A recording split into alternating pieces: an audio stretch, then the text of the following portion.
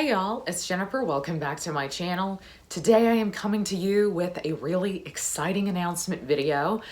In the month of February, I'm going to be co-hosting a readathon that is called Febregency.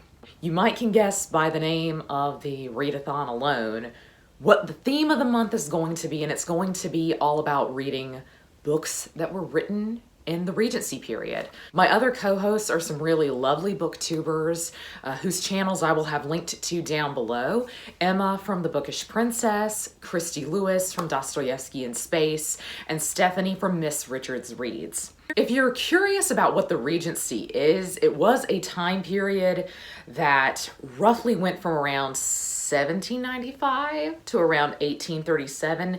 We're being very generous with our dates here in this readathon just so that we can have more options for books to read. But the true Regency was a much shorter time period than that, and it refers to the Regency of George IV in England. This is a really popular time period right now, especially in historical romances, and most people, I think, associate the Regency period with Jane Austen because this is when she was writing. We have one major prompt for the readathon, and that is essentially to read a work that was really popular during the Regency era or written by a writer who lived during the Regency period. And for our purposes, like I said, we kind of decided to let our dates be a little bit wider. So for our purposes, the dates are between 1795 and 1837, which is a really long amount of time, and there are lots of options there. This could be a great time for you to pick up a Jane Austen work. It could be a great time to pick up Frankenstein. It could be a great time to pick up Ivanhoe by Sir Walter Scott.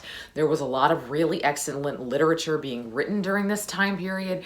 That's the basic prompt and the basic goal of the month. If you read a work that was popular or written during the Regency period, then you are participating in Febregency. But we do have some other prompts and challenges that I think will be really fun if you want to structure the entire month of February around reading Regency books. Of course, one of the prompts is to read a Regency era poem, and you all might know this is my bread and butter because the Regency era is also the era of Romanticism. So this is the era of Percy Shelley, Lord Byron, John Keats, Coleridge, Wordsworth. A lot of people were working at this time, and all of the poetry is just absolutely incredible. So kind of a bonus challenge going along with this prompt is that maybe you might want to memorize a Regency poem. I am going to try to do this. I have not decided which poem I'm going to memorize yet, but hold me to it. I think I'll make a video reciting it if I can, in fact, memorize a Regency poem. So this is one that I'm really excited about. Our next prompt is to read a Regency era play.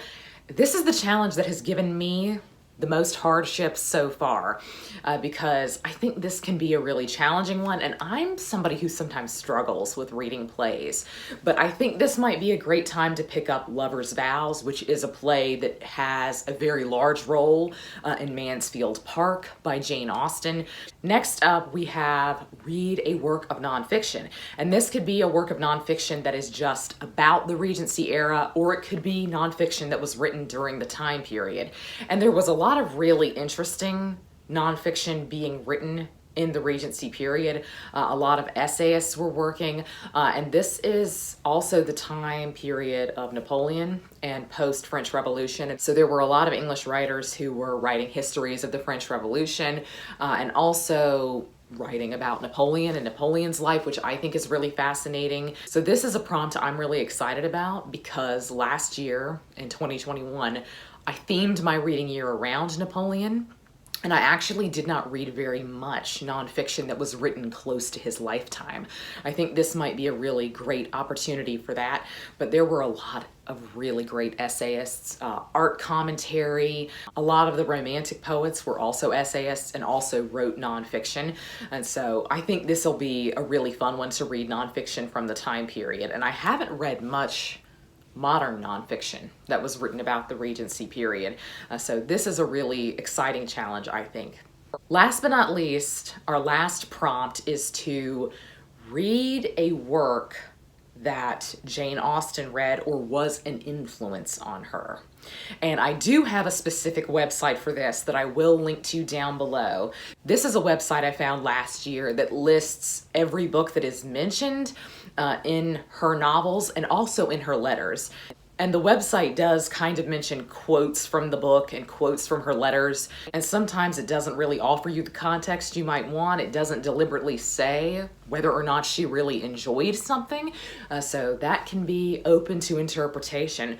But I will link to that website down below. I think this will be a really fun prompt as well. One of my major goals is to read every book that was mentioned in Northanger Abbey because I'm a big Gothic fiction fan, and a lot of Gothic fiction was written in this time period, so that would be a great option for any of the prompts as a piece of Gothic fiction. But those are all of our challenges. I hope that you will join us for Febregency. It goes throughout the entire month of February from the 1st to the 28th, and I hope that we can have a really great time reading a bunch of Regency literature. This is one of my favorite time periods of literature, and it is specifically my favorite time period for poetry.